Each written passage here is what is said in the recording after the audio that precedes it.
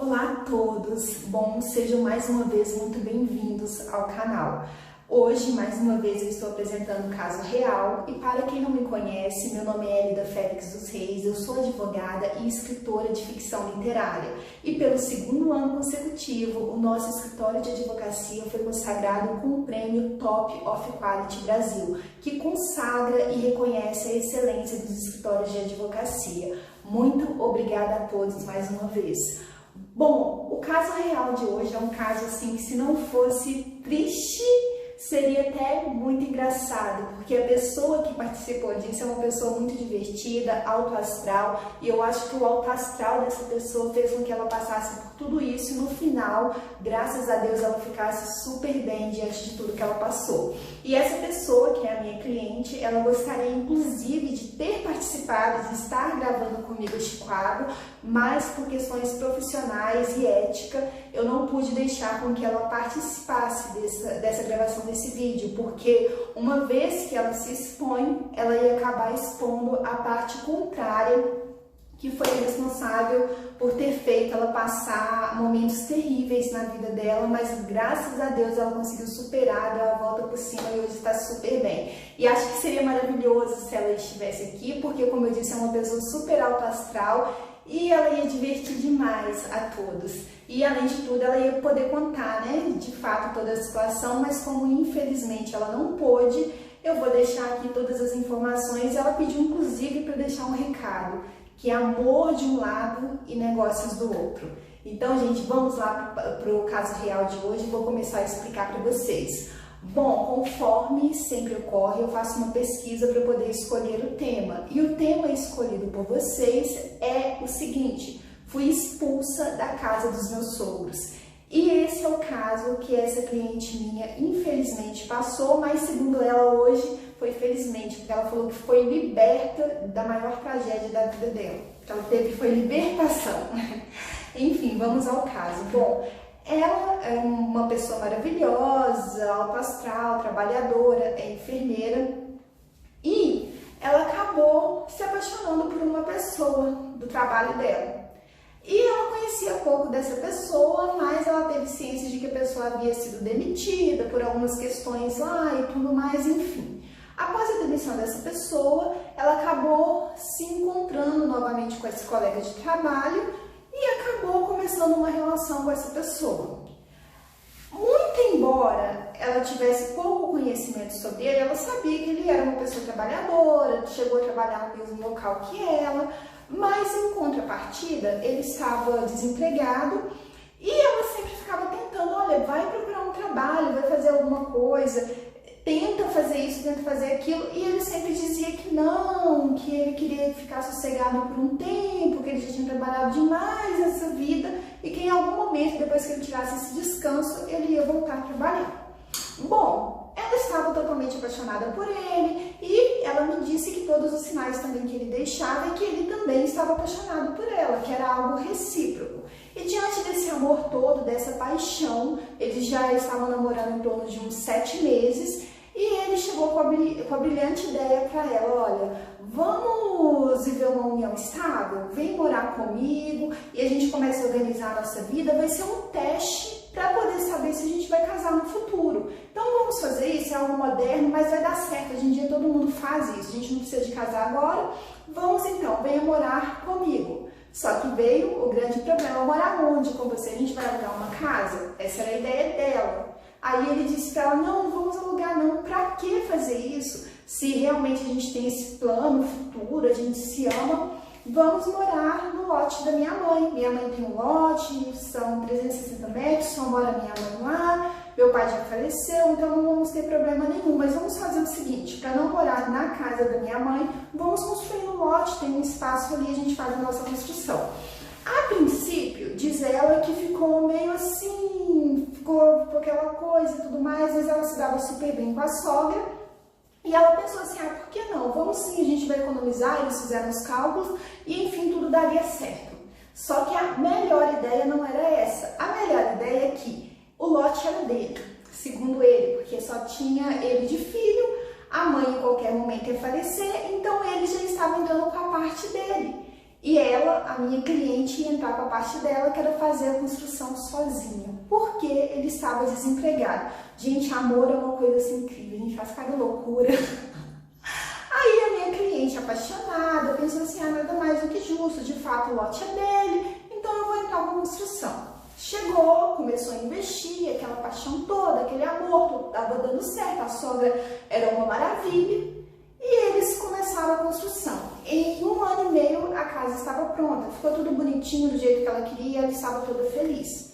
Após esse período, começaram as crises no relacionamento. A sogra começava a implicar com ela por coisa boba, qualquer coisa era motivo de implicação. Se ela levava alguma amiga na casa ou fazia qualquer festinha, a sogra estava lá implicando, atormentando a vida dela. Aquele amor todo no começo do namorado dela já tinha chegado ao fim, tinha chegado à realidade da vida da convivência diária e já estava se transformando um inferno a vida dos dois. Após ela começar a morar na casa da sogra, ela descobriu que tinha uma ex que morava ali perto. E essa ex era alguém que vivia indo atrás do companheiro dela, digamos assim, que eles já estavam morando juntos. Mas ela tentava manter distância e tudo mais, e já ocorreram 2 situações em que ela viu o companheiro dela conversando com essa moça. E aí ele arrumou aquela coisa toda, falou que era besteira, que não era nada e passou. Até que um dia ela ia viajar, estava de viagem marcada, e ele falou que não ia dar e tal, aquela coisa toda. Importante, ele ainda não estava trabalhando. 1 ano e meio já fez a construção, mas ele não estava trabalhando. Aí ela foi para essa viagem junto com a família dela. Quando ela retorna de viagem e chega na casa dela, ela não sei por qual motivo, aliás, eu sei o motivo, mas não vou dizer aqui, ela teve que retornar da viagem um pouco antes. E quando ela chega na casa dela, ela encontra a ex do companheiro dela dentro da casa dela junto com ele. E aí vocês podem imaginar, foi aquele inferno, aquela confusão toda, e ela falou assim, olha, sai da minha casa, e ele virou pra ela na briga e falou assim, olha, saia você, eu tô dentro da minha casa, essa casa é minha. E aí a pessoa mostrou quem de fato é.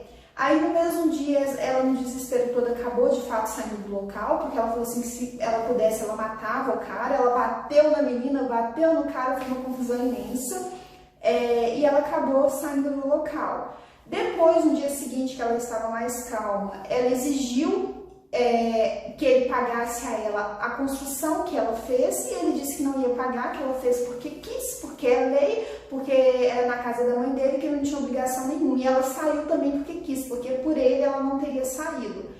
Então, diante disso, não restou outra saída.